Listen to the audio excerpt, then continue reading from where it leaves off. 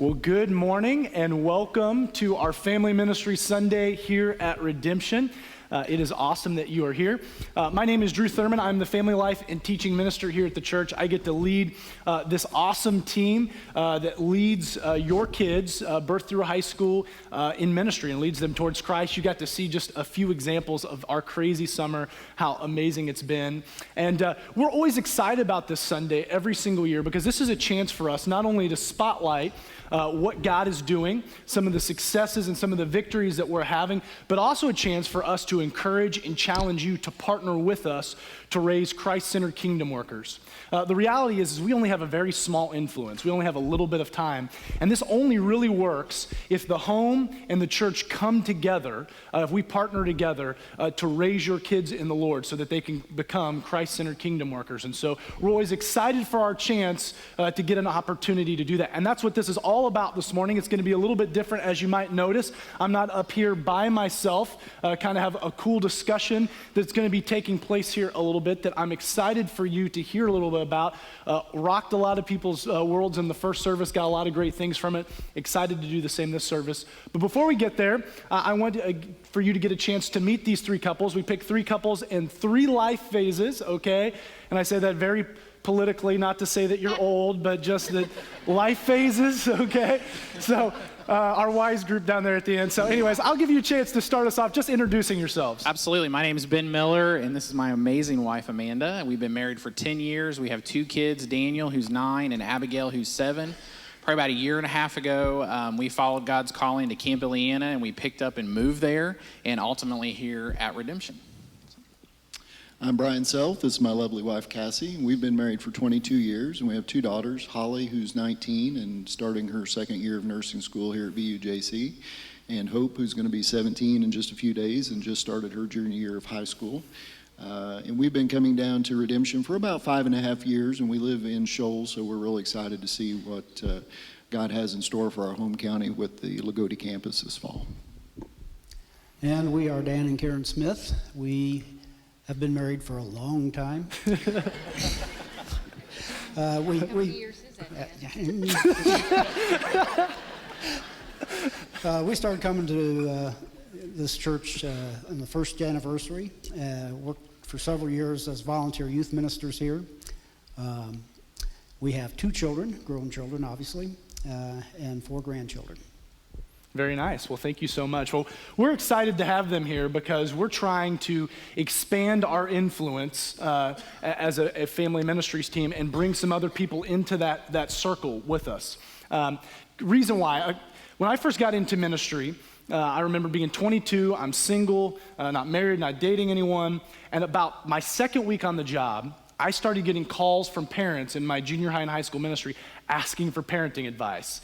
And I just remember chuckling to myself, like thinking, I'm the worst possible person you could have absolutely called. I was your child like 4 or 5 years ago, okay? And now you're asking me to help you with this. This is not a good scenario.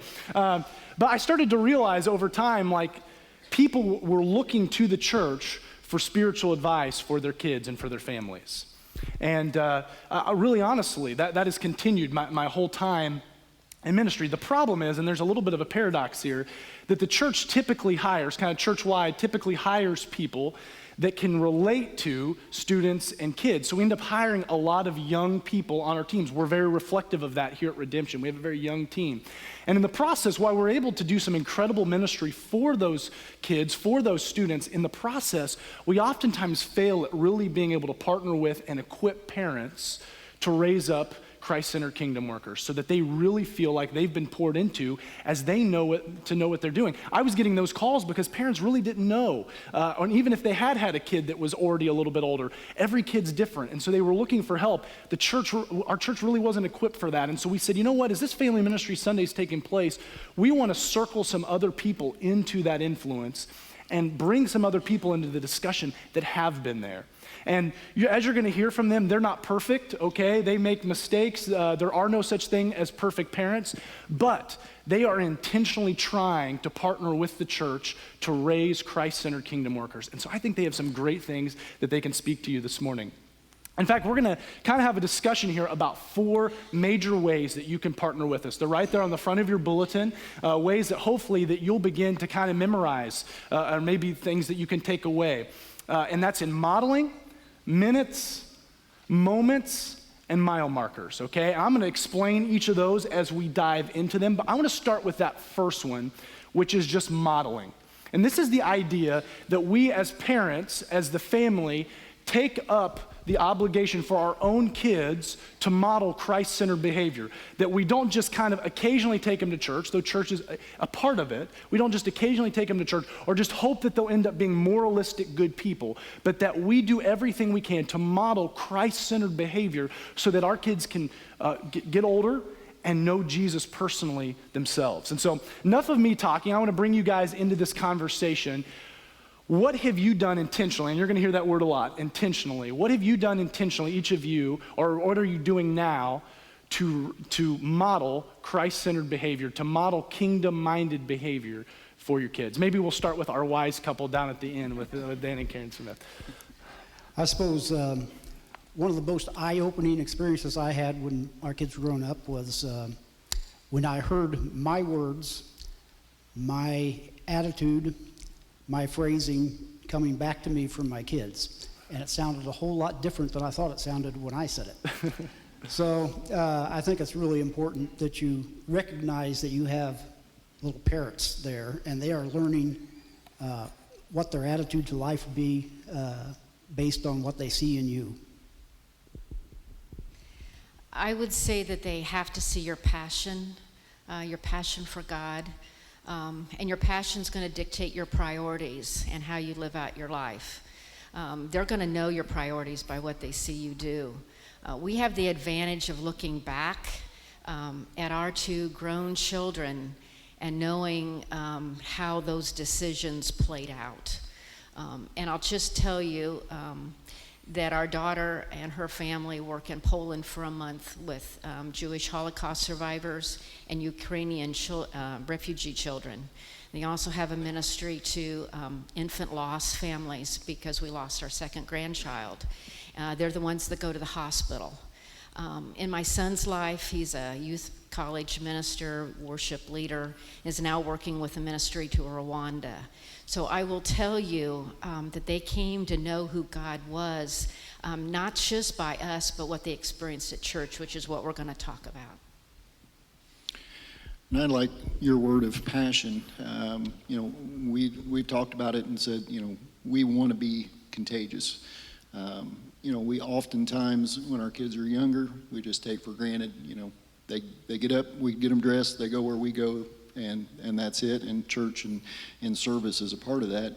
And really see the importance of modeling as our kids have gotten older and they have cars and they have jobs, and at some point they have to make that faith their own, and because they're going to have the choice, do I work on Sunday morning or do I go to church? And so we oftentimes just kind of get stuck in that rut and we don't change as our kids get older, but we want to talk about living out so that others see our faith and they want to have what we have, but we have to make sure that we do that with our own kids as well. And the topic of modeling, Haiti came to mind for me the first time we went. Our kids were younger, and we were going and they were going with us. And so the first time I think they really went because we were going, and then when we went the second time, they were all about going. It was totally, they wanted to go. And they're already talking about our next trip, and my daughter's in nursing school, and she already talks about wanting to go as a nurse to Haiti. So it started out kind of being about us and going to Haiti as a family, and it's ultimately, they want that, and it has nothing to do with us. So that's just one example of, they saw us doing it, and they're doing it, and hopefully someday their kids will be doing it. That's awesome.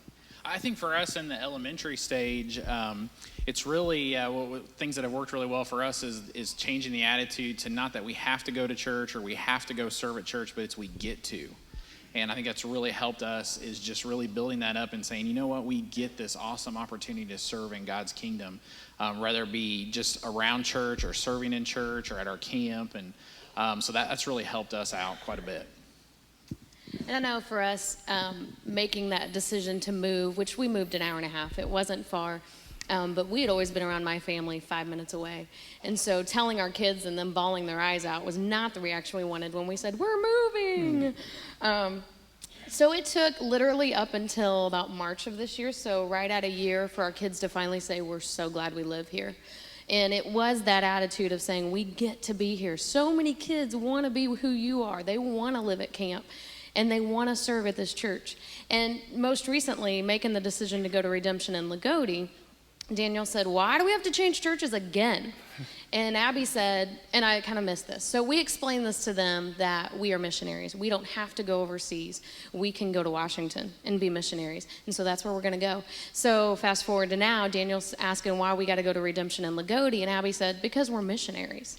And in that moment, I knew for one time she at least listened to something we said. And so I think, again, it's that attitude of we get to do this. We have been given this awesome opportunity to serve. And so now Ben gets to travel with Daniel and go to churches, and Abby gets to lead worship with me in preschool. It's just that mindset that we've tried to, don't always make it, but we try. What's really cool to hear, and basically you're all saying the same thing. I hear passion, being contagious. It's this idea of really fostering the excitement behind it, not making it seem ritualistic, not making it seem just like another check thing on the checklist, not another duty, but just something that you're actually excited to do, making them see that. And so if you model it being an obligation, following after Jesus, don't be surprised that they view it as an obligation. Absolutely. So that's one way, and I kind of say that because I'm going to ask you guys a question, and that's probably some of the answer for you. But one of the things we run into as a family ministries team all the time is people who don't feel like they can force their faith on their kids.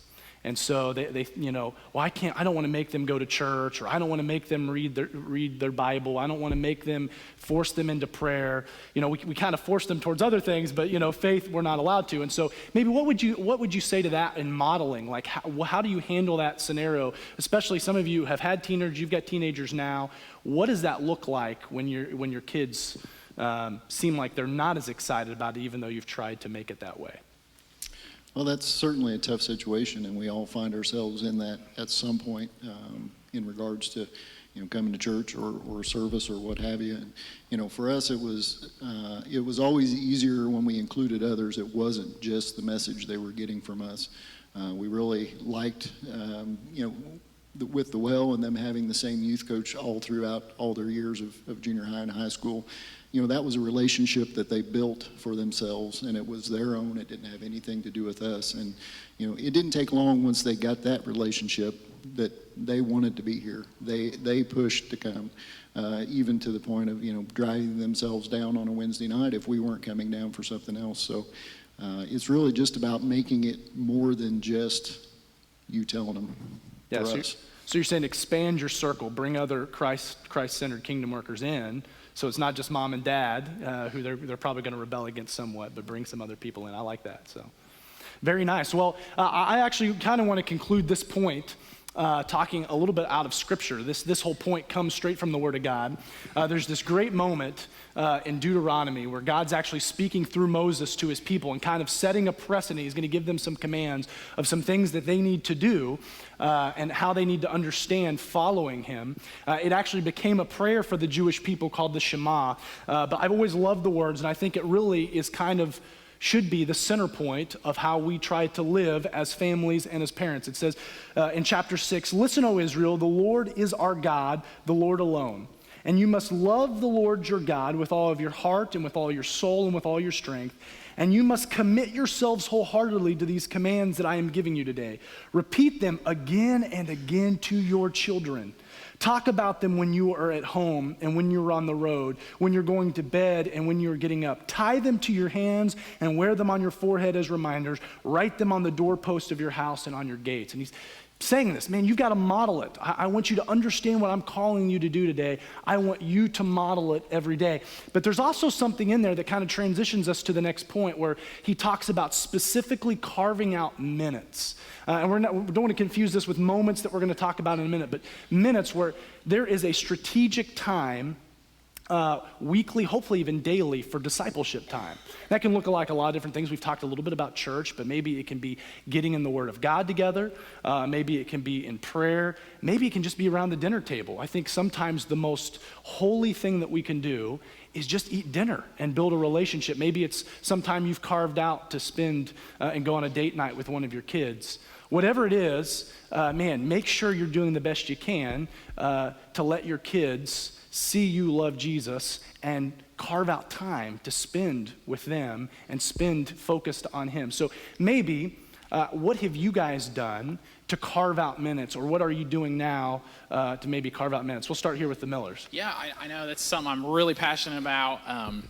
Is just taking 2 or 3 minutes a day and just praying over your kids. And it may be really weird at first, but I bet you after 2 or 3 times, it gets really okay with them. And just putting your hands on them and just on their shoulder, and just praying on. It's an incredible blessing to pray over your kids for protection and wisdom and their future and their struggles that they have right now. And when you do that, it's just an incredible blessing, and it really bonds your kids together with you. And I just do that one-on-one with them. And I can tell you when I'm gone, or if I'm not there or forget that night, they'll remind me that they want to be prayed over. And that's a really cool thing that we've been doing. And those some minutes that you can carve out. And I know, life is crazy. I don't know if your all's lives are crazy. Ours are. We're going in different directions all the time.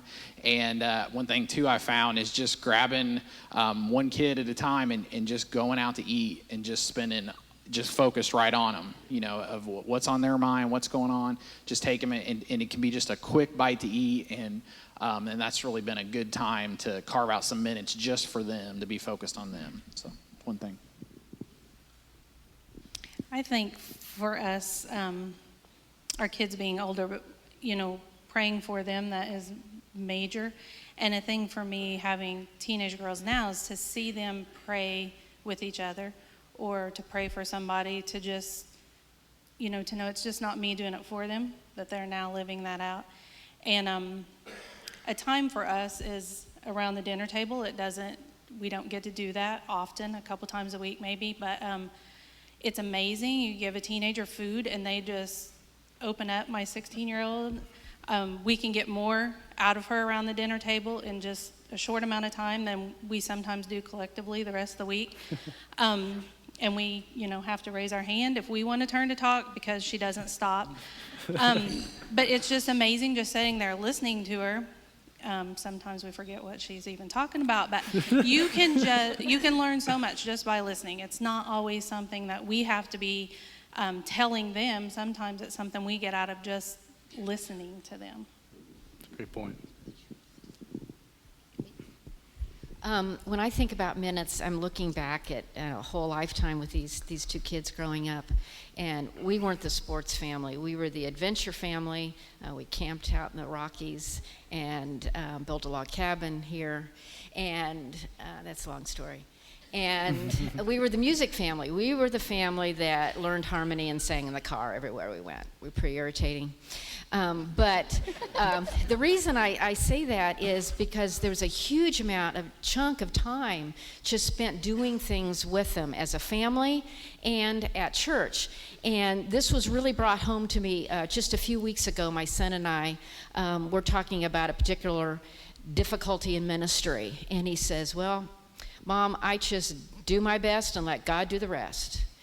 That is a quote. That was a line in a children's musical when he was in 4th grade.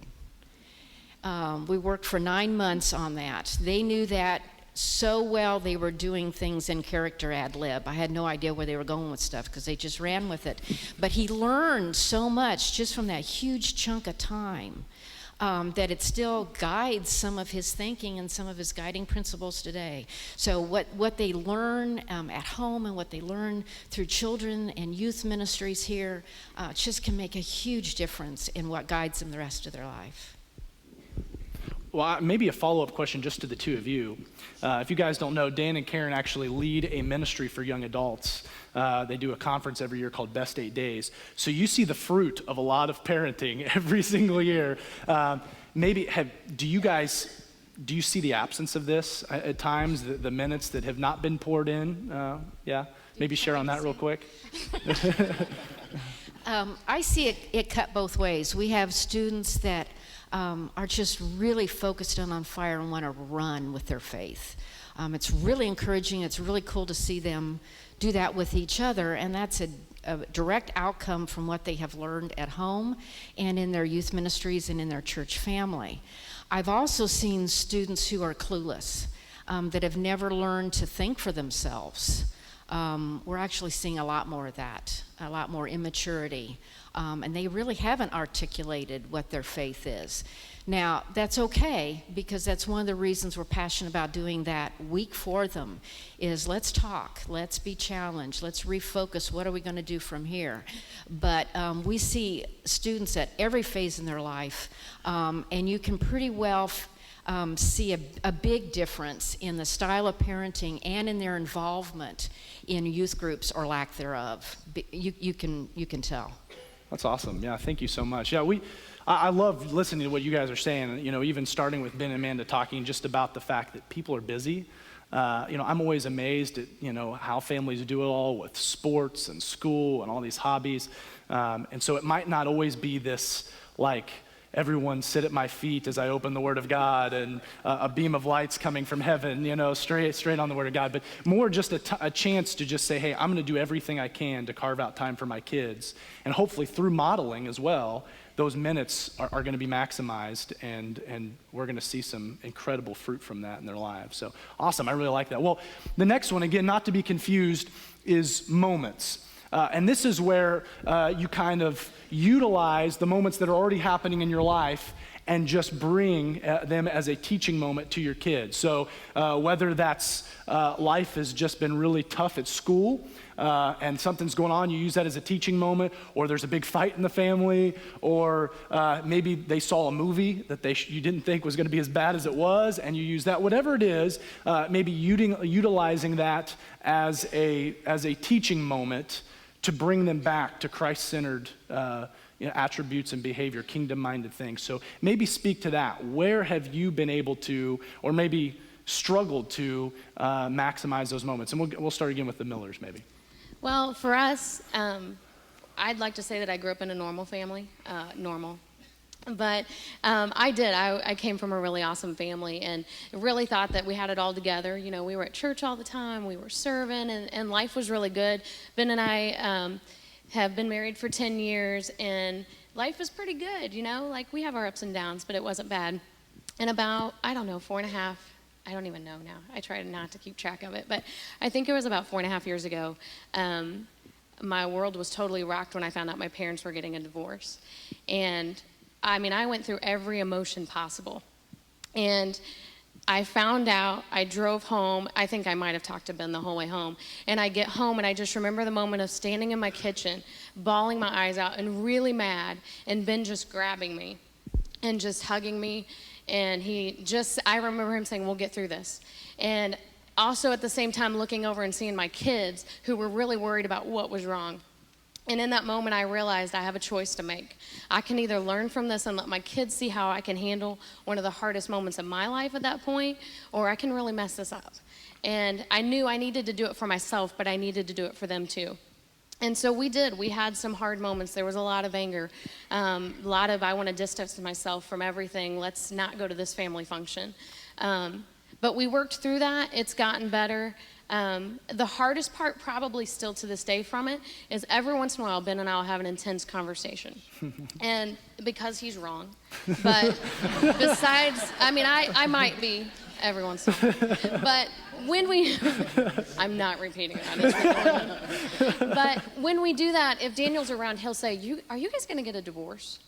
And that for me, I realized how much more hurtful that was than I had. We've talked about it, but to know that it's still in his heart and it's still something he wrestles with. And so we just explain, you know what, we're going to have differences. It's not always going to be easy, but we're going to love each other and we're going to get through it. And so I think for us, it's just been learning through those difficult times that life throws at you. Awesome. Thanks for sharing. And for us, I think we have the opportunity every single day with teenagers. Just the internet and the cell phones and TV and movies, and it's just thrown in their face every day what the world says is okay. And so I just think we have an opportunity every day to tell them, the world says it's okay, but that's not what the Bible says. And so I think we're given plenty of opportunities every day to address that with them, unfortunately. And I would even say, when we have our bin moments and we are wrong, it's important to use that moment to talk to them too, because that's, an opportunity to show them what grace is about, and that we all need that, and that it's okay for them to make mistakes and learn from those as well. I'll give you a couple of moments from my dad. I made the mistake one time of complaining to him that I was bored. And he didn't do what you'd think, give me some job to do or something. He took me out in the backyard and marked off a square foot of ground. And he said, "Now, son, get down there and see what's going on in that 1 square foot." And I was amazed. There was all kinds of different plant life. There were insects. Dig down a little bit, there's worms. And he just demonstrated to me that there's a lot going on in the world around you, so be aware, and you're not going to be bored. Also, when I was growing up, we had this couple in church, and they were elderly, and the man would fall asleep during the sermon almost every time, and just about ready to fall off his chair, and his wife would nudge him, and we kids we thought that was hilarious. And Dad pulled me aside one time, and he said, "Son, that man is a brilliant financial mind. He's sought after by governments with his advice. And that woman, when she was in her youth, swam the English Channel. So don't judge people just from what you see." That's awesome. Well, I think that's a perfect way to kind of wrap up this part of the discussion, because that's really it. It's grabbing hold of those moments, and it's cool to hear how some of you are doing it, and some of you have even experienced it. I've experienced a lot. My parents used to do this all the time for me. I even remember family fights that we would get in, and my mom, being so intentional about wanting to grab hold of these moments, would take me aside afterwards and say, "Hey, here's some of the things your dad and I do really well, some of our strengths, but here's also some of our weaknesses, and I want you to have some of our strengths, but some of these weaknesses that came out in this argument, I don't want you to model that. I don't want you to continue to learn that behavior. And so please, I want you to not imitate what you're seeing here, but realize that we need grace too, and this isn't Christ-centered behavior." And so, man, grabbing hold of those moments, it's so awesome to hear you guys talking about that. Sometimes admitting we're wrong, sometimes showing that we need grace too, and using everything that God gives us. So, well, very nice. Well, the last one is mile markers. And this is the idea that we just celebrate kind of victories in life as our kids get older and celebrate those moments, but also we parent them a little bit differently as they get older. Hopefully we don't parent a 2-year-old the same way we parent a kid that's in 12th grade, or at least I hope not. And so maybe you guys can speak to that. How have you celebrated as your kids have gotten older, but also parented them as they've been a little bit different? Why don't we start here in the middle? Well, for us, as kids get older and they reach those certain milestones, it's little things that, they earn more freedoms. They maybe bedtime's a little later. At a certain age, our girls were allowed to have cell phones, and so it's those ways that we've kind of chose to celebrate the different life stages that they've gone through. But with 2.5 years age difference there, we also had to be very intentional in our discussion of not allowing our younger one to automatically move up when our older one, maybe reached a new milestone and got something, given to her that she didn't previously have. So, and one example of that has just been, cell phones. We figured out pretty early on that we needed to have those plugged in to charge of a night in the kitchen because, texts go all hours of the night if not. So, now with having one in college still living at home, we had to really, figure out how we were going to give her the freedoms of a college kid and make sure that, our high school kid didn't automatically think that, well, I get those freedoms now too. So it's definitely a challenge when you have multiple kids and different milestones for each one that you have to be very intentional with how you handle those. Very nice. I think from a elementary stage standpoint, our milestones right now seem to be memories, and it's things that we do as a family, and then after a while we look back on them and think about them and talk about them, and so that's just in our stage with our young kids that haven't had a lot of life milestones yet. The memories seem to be a big deal that has worked well, and our kids really love talking about different things that we've done as a family over and over. And also I think too of creating a foundation of unconditional love within our family, that our kids are very accepted and fit in and know what's going on. And I think that's been a huge thing at our stage at this point, and then we're looking forward to those milestones later on come to fruition, and then someday when they accept Christ as their own and make that their relationship. So we're very excited about that. Awesome. And I was just thinking of how things change, when they become teenagers. When your kids are little, you're really not their friends. You can have fun, but you're really not their friends. And pretty much through high school, the same. And we've seen that backfire when that's not the case. But in college, things start changing again, and then definitely when they get married. And my prayer is that, as they become adults, that they become your friends. And the relationship is different and just really rewarding to be friends. So, not making everything a battle and having that whole growing up phase be valuable to you helps you become friends as adults. Well, I admire that. I love how much your family loves being around each other. It's pretty evident just watching you guys from afar. So, well, I think, again, I love what you guys are saying, talking about being intentional in all these life phases. I got this. My church didn't do this for my family. Our church does. And so I want you to know, if you don't already know this, we've picked as a team 7 mile marker moments as your kid gets older, where we want to celebrate with you at that moment, celebrate your kid's mile marker, but also equip you as parents. We bring other people into the circle to equip you and prepare you for that next life phase. And so you can read about that all at redemptionin.com/family. You can read all about our process, all about those mile marker moments, and make sure you're ready to jump on when the next event comes so that you can celebrate that with your kid and be equipped and know what's going on. Again, I didn't get this. My church didn't do this. My parents just kind of naturally did it. I'm so thankful, and that's why I'm passionate about this. As we got older, they gave us more freedoms. They celebrated different life moments. So much so, a lot of it was very purity-based. I remember when they finally gave me a purity ring and let me make that decision on my own. And then the biggest one, when I was 16, you had to wait till you could drive and date till you were 16. And so I finally was able to date, but before I could, we kind of had a standing rule in our household. I had to actually take my mom on a date first. I had to pay, open every door, had to take care of her, and basically saying, I'm not going to trust you to treat a girl or a woman correctly until you show me. And so I always say, man, every first date after that was really easy. That was a pretty brutal first date, but I got through it, okay? But it was a great learning moment as we celebrated a mile marker in my life. And so, man, I would tell you, make sure you jump on those with us. We're trying to help you in that way so you can raise up Christ-centered kingdom workers in every life phase. So, well, would you guys give these people a round of applause? These couples, incredible.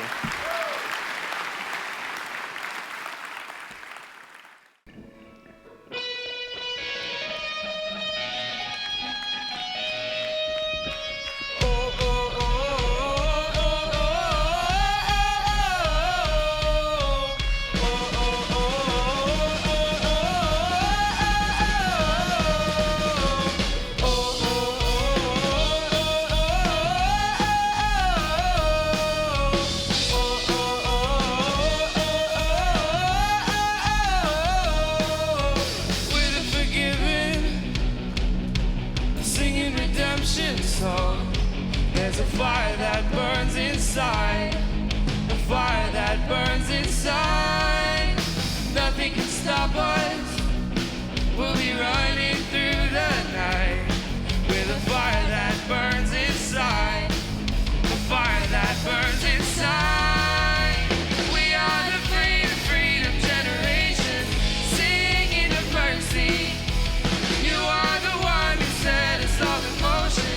Yours is a glory. There's a fire in our hearts and it burns for you. It's never gonna fade away. We are the free. Yours is the glory. Oh, oh,